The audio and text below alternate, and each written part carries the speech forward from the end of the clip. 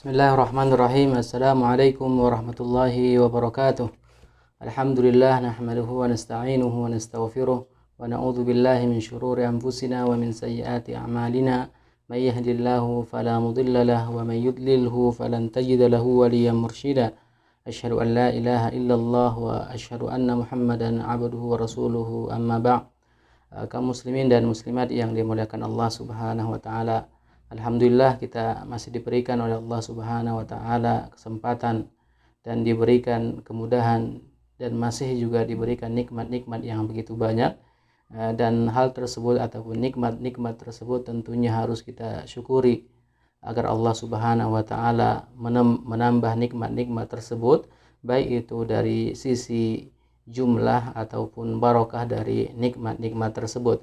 Kemudian salawat dan salam semoga tetap selalu tercurahkan kepada baginda Rasulullah Sallallahu Alaihi Wasallam, dan juga harapan kita tentunya semoga kita senantiasa bagian dari umat beliau yang memperjuangkan sunnah dan juga risalah yang dibawa oleh Rasulullah Sallallahu Alaihi Wasallam, dan kita diberi syafaat oleh beliau di hari yauma la yanfa'u malu wala banun illa man atallaha biqalbin salim.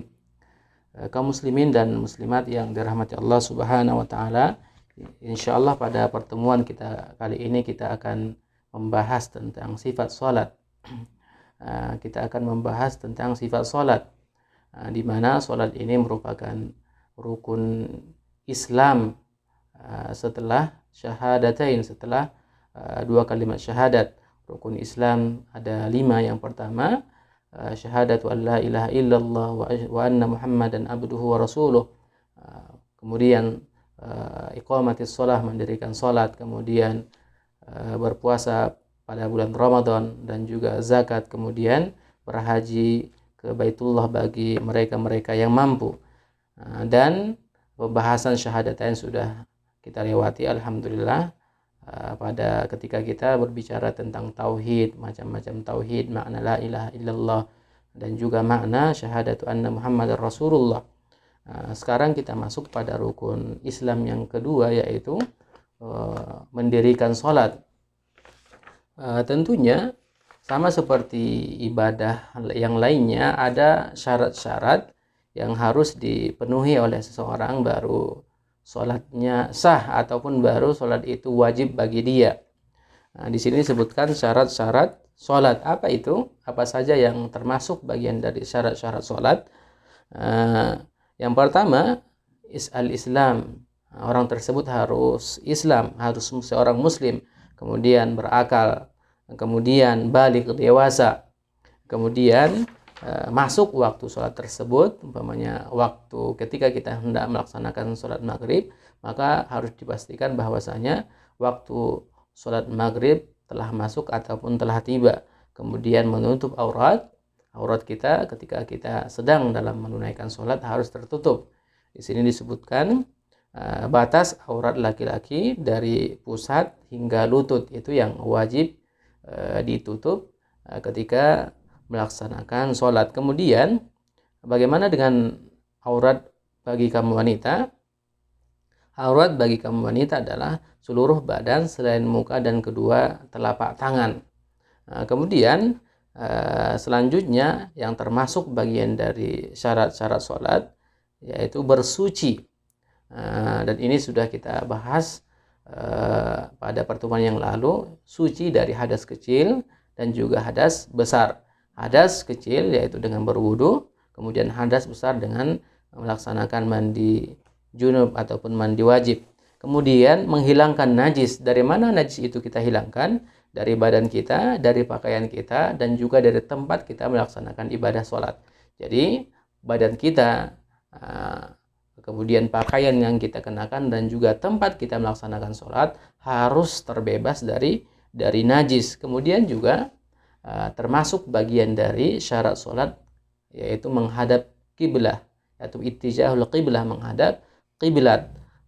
Kemudian yang selanjutnya adalah niat, bahwa ketika kita melaksanakan sholat harus disertai dengan niat, dan ini sekali lagi berlaku pada setiap ibadah yang kita lakukan, karena innamal a'malu binniyat wa innama likulli syarti imma nawa, bahwa setiap amalan itu tergantung pada niat pelakunya.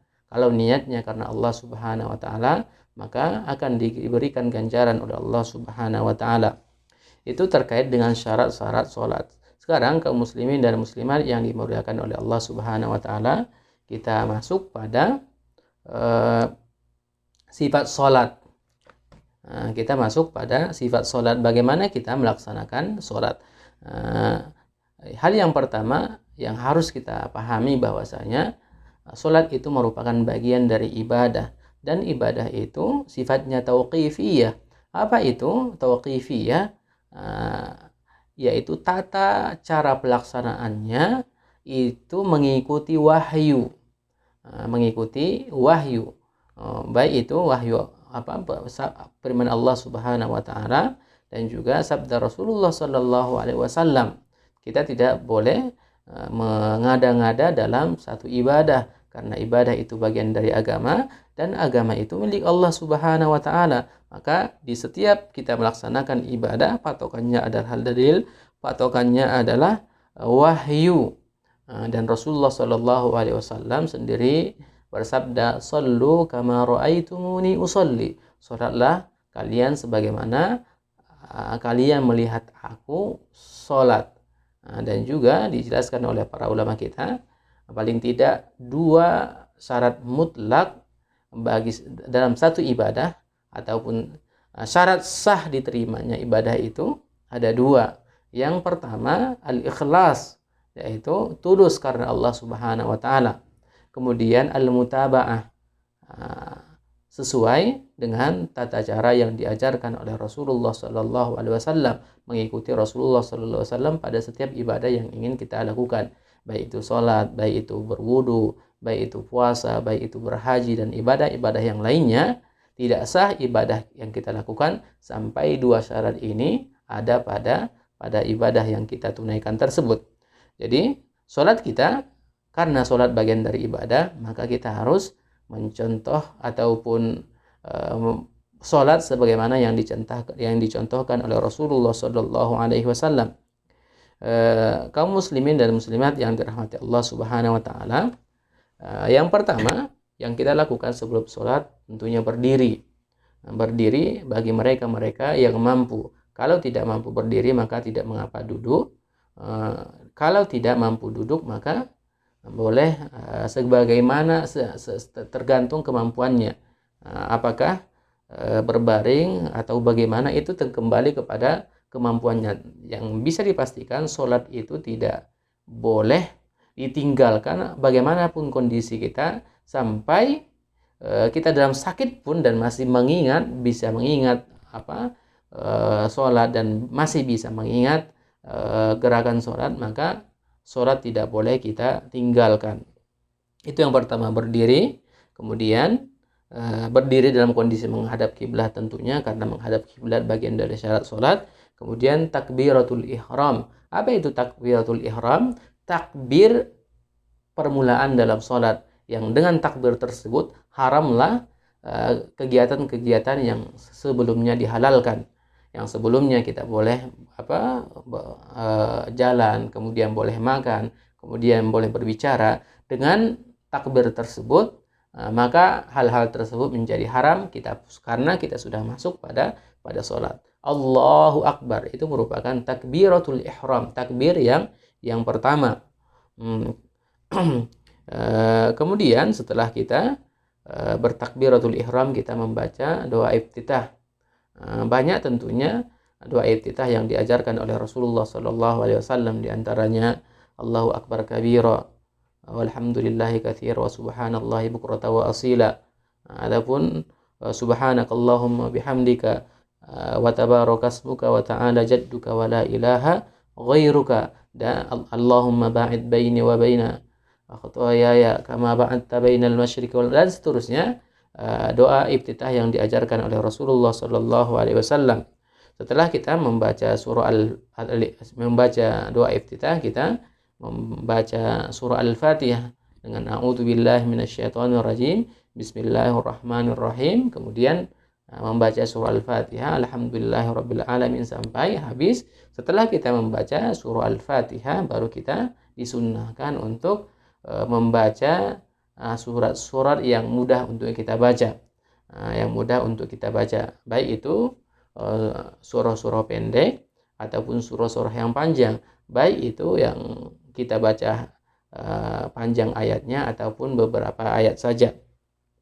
Kemudian setelah kita membaca surah, kita ruku dan kita mengatakan bertakbir, takbiratul intiqal, takbir yang dilakukan sebagai tanda kita berpindah dari satu rukun ataupun satu wajib sholat ke yang lainnya. Allahu Akbar, kita ruku. Di dalam ruku kita membaca subhana rabbiyal azim ataupun zikir-zikir yang diajarkan oleh Rasulullah SAW lainnya. Kemudian setelah ruku dan membaca subhana rabbiyal azim, maka kita bangkit kembali dan posisi tangan kita sejajar dengan bahu ataupun sejajar dengan telinga kita. Kemudian setelah kita berdiri, kita membaca Rabbana lakal hamdu hamdan katsiran thayyiban mubarakan fih, ataupun zikir yang diajarkan oleh Rasulullah SAW lainnya. Sekali lagi, terkait dengan zikir-zikir dalam sholat, ada beberapa zikir yang diajarkan oleh Rasulullah SAW. Tadi kita sebutkan terkait dengan doa iftitah, tidak hanya satu, tapi ada beberapa. Maka tidak mengapa kita memilih salah satu di antara zikir-zikir tersebut yang pasti selama masih ada contohnya dari Rasulullah, maka merupakan bagian dari syariat ataupun boleh kita bacakan dalam sholat kita. Kemudian setelah kita berdiri tegak dari ruku, kita kembali turun untuk melaksanakan sujud. Bertakbir lagi, di sujud kita membaca subhana rabbiyal a'la. Kemudian setelah sujud kita bangkit untuk duduk di antara dua sujud dan membaca rabbi ghifirli ataupun doa di antara sujud lainnya ataupun zikir di antara sujud lainnya. Kemudian setelah duduk kita sujud kembali, sama kita baca kembali subhana rabbiyal a'la. Kemudian setelah itu kita bangkit dan memulai rakaat kedua, dan hal yang sama kita baca di rakaat kedua, namun tidak perlu lagi membaca doa iftitah karena doa iftitah merupakan doa pembuka dan rakaat kedua tidak lagi dibutuhkan doa pembuka. Setelah baca surah Al-Fatihah, kemudian surah lainnya, kita ruku, bangkit dari ruku, i'tidal, kemudian sujud, kemudian duduk di antara sujud, kemudian sujud kembali, kemudian tahiyat. Kalau sholat yang kita lakukan adalah sholat yang jumlah rakaatnya 2, maka kita langsung tahiyat akhir. Adapun kalau sholat yang kita lakukan jumlahnya 3 rakaat ataupun 4 rakaat, maka kita tahiyat awal.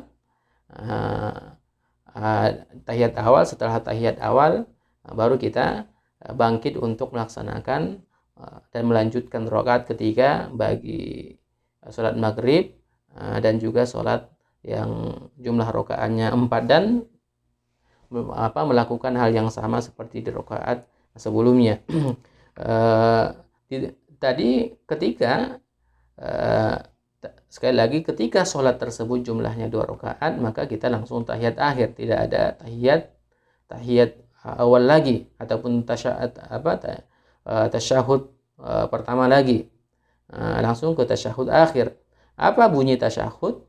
At-tahiyatu lillah was-salawatu wat-thayyibat. Assalamu alayka ayuhan nabiyyu wa rahmatullahi wa barakatuh. Assalamu alayna wa ala ibadillahi salihin. Asyhadu an la ilaha illallah wa asyhadu anna Muhammadan abduhu wa rasuluhu. Kemudian kita bersolawat. Allahumma salli ala Muhammadin wa ala ali Muhammadin kama sallaita ala Ibrahim wa ala ali Ibrahim innaka Hamidum Majid, wa barik ala Muhammad wa ala ali Muhammad kama barakta ala Ibrahim wa ala ali Ibrahim innaka Hamidum Majid. Itu kalau jumlah rakaatnya 2, langsung kita baca seluruhnya mulai dari tahiyat sampai bersolawat. Adapun ketika jumlah rakaatnya 3 ataupun 4, maka di rakaat kedua kita tasyahud awal. Kita hanya membaca di rakaat kedua ataupun di tahiyat kedua, kita hanya membaca sampai asyhadu an la ilaha illallah wa asyhadu anna Muhammadan abduhu wa rasuluhu. Kemudian kita berdiri melanjutkan rakaat ketiga dan keempat. Dan di rakaat terakhir di sholat maghrib rakaat ketiga dan di sholat isya, asar dan zuhur di rakaat keempat kita duduk tasyahud akhir, at-tahiyatu lillah sampai kita habiskan, kemudian sampai innaka Hamidun Majid. Setelah hal tersebut kita lakukan, maka kita mengucapkan salam mulai dari ke arah kanan kemudian ke arah kiri. Kemudian juga hal yang perlu kita ketahui ketika dalam sholat, kita diwajibkan untuk thama'ninah, tenang dalam melaksanakan sholat, tidak terburu-buru, karena sholat ini sekali lagi adalah ibadah yang agung yang harus kita jaga dan juga kita muliakan, sehingga pelaksanaannya juga harus kita muliakan. Apalagi kita awali dengan Allahu Akbar, dengan mengagungkan Allah Subhanahu wa Ta'ala. Kita agungkan oleh Allah Subhanahu wa Ta'ala dengan ibadah sholat kita. Jangan kita terburu-buru. Kaum muslimin yang dirahmati Allah Subhanahu wa Ta'ala, itu tata cara ataupun sifat sholat secara ringkas, dan apa yang kita sampaikan tadi, ada yang sifatnya bagian dari rukun, ada yang sifatnya bagian dari wajib sholat. Ada yang sifatnya rukun, ada yang sifatnya wajib sholat. Dan rukun itu kaum muslimin dan muslimat yang dirahmati Allah Subhanahu wa Ta'ala tidak boleh ditinggalkan. Kalau ditinggalkan dengan sengaja, maka sholatnya tidak sah. Namun kalau tertinggal salah satu dari rukun dengan tidak sengaja, maka kita menambah 1 rakaat. Umpamanya di salah satu rakaat kita meninggalkan ataupun lupa membaca surah Al-Fatihah, maka kita harus menambahi 1 rakaat lagi, karena kita meninggalkan salah satu rukun dalam sholat. Adapun terkait dengan wajib, jika meninggalkan wajib dengan sengaja, maka batal sholatnya. Sedangkan jika meninggalkan yang wajib dengan tanpa sengaja, maka kita cukup melaksanakan sujud sahwi saja di akhir rakaat. Apa saja yang termasuk bagian dari rukun-rukun sholat kaum muslimin dan muslimat yang dirahmati Allah Subhanahu wa Ta'ala?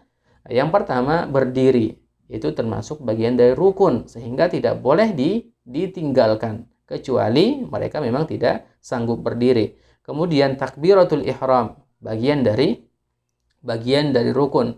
Kemudian membaca Al-Fatihah, kemudian ruku, kemudian berdiri dari ruku, kemudian 2 kali sujud, duduk di antara 2 sujud, duduk untuk tasyahud akhir, membaca tasyahud akhir, kemudian mengucapkan salam, thama'ninah, tidak berburu-buru, itu juga bagian dari rukun. Kemudian tertib, itulah hal-hal yang termasuk bagian dari rukun. Kalau salah satu di antara rukun tersebut kita tinggalkan dengan sengaja, maka batallah sholat kita. Namun kalau kita tinggalkan tanpa sengaja, maka kita menggantinya dengan rakaat yang baru. Kalau di 1 rakaat umpamanya kita meninggalkan surah Al-Fatihah, berarti kita kurang 1 rakaat dan harus kita tambah. Kemudian apa saja yang wajib kaum muslimin yang dirahmati Allah Subhanahu wa Ta'ala? Yang termasuk bagian dari wajib sholat, yang pertama, seluruh takbiril intiqal, perpindahan antara satu rukun ke rukun yang lain, itu bagian dari takbiratul intiqal, membaca Allahu Akbar. Kalau di awal tadi kita sebut dengan takbiratul ihram. Kemudian membaca zikir-zikir dalam sholat, baik itu zikir ketika ruku, subhana rabbiyal azim, sami Allahu liman hamidah, rabbana lakal hamd, subhana rabbiyal a'la, bacaan Rabbighfirli ketika duduk di antara sujud, itu semua bagian dari yang wajib dalam sholat, sehingga kalau kita lupa mengerjakannya maka tidak perlu mengganti rakaat, namun cukup kita menggantinya dengan ataupun melaksanakan sujud sahwi.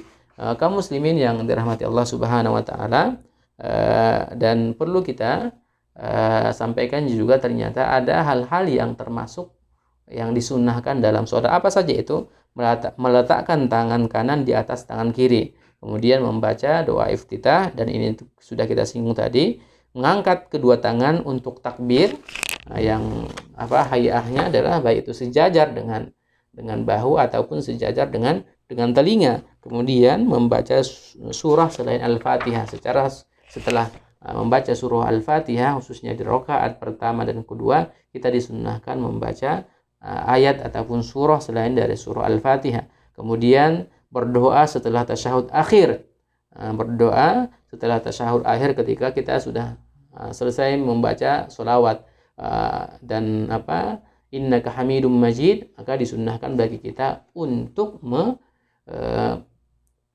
memperbanyak doa dan juga permintaan kepada Allah Subhanahu wa taala. Salah satu yang sering sekali diminta oleh Rasulullah Shallallahu alaihi wasallam kepada Allah di ujung salatnya adalah diselamatkan dari fitnah dajjal, diselamatkan dari fitnah kubur, diselamatkan dari fitnah kehidupan, dan juga Rasulullah juga memperbanyak doa Allahumma inni ala dzikrika wa syukrika wa husni ibadatik. Ya Allah, bantulah aku untuk selalu berzikir, bersyukur dan beribadah denganmu dengan ibadah yang benar. Kemudian juga setelah sunnah sholat, ada ternyata yang termasuk bagian dari membatalkan sholat. Apa saja itu? Sengaja meninggalkan satu rukun atau kewajiban atau syarat dari syarat-syarat sholat, dan itu sudah kita sebutkan tadi. Kemudian batal wudhu. Ketika wudhu seseorang batal, maka otomatis sholatnya juga batal, karena wudhu merupakan bagian dari syarat sahnya sholat seseorang. Kemudian berbicara atau tertawa dengan sengaja, makan atau minum dengan sengaja, gerakan yang berlebihan yang bukan termasuk bagian dari rukun ataupun maslahat dalam sholat. Kemudian ada juga ternyata yang dimakruhkan dilakukan dalam sholat. Apa saja itu? Memalingkan pandangan ataupun mengerahkan pandangan ke atas. Kemudian gerakan yang tidak penting dalam sholat, menahan buang angin ataupun buang angin ataupun buang air, baik itu hajat kecil ataupun hajat besar. Kemudian bersolat di hadapan makanan, karena sunnahnya adalah ketika hidangan sudah dihidangkan, yang disunnahkan adalah kita menyantap makanan tersebut, sehingga kita masuk dalam sholat, memulai sholat dalam kondisi khusyuk dan tidak diganggu lagi oleh was-was ataupun pikiran-pikiran yang lainnya. Kemudian juga yang dimakruhkan dalam sholat juga melaksanakan sholat di tempat yang dipenuhi oleh gambar-gambar. Kaum muslimin yang dirahmati Allah Subhanahu wa taala, demikian penjelasan singkat terkait dengan sifat sholat dan juga rukun, syarat, wajib, kemudian yang membatalkan dan juga yang dimakruhkan dalam sholat. Mudah-mudahan ada manfaatnya. Wassallallahu ala Muhammadin wa ala alihi wa ashabihi ajma'in. Wassalamualaikum warahmatullahi wabarakatuh.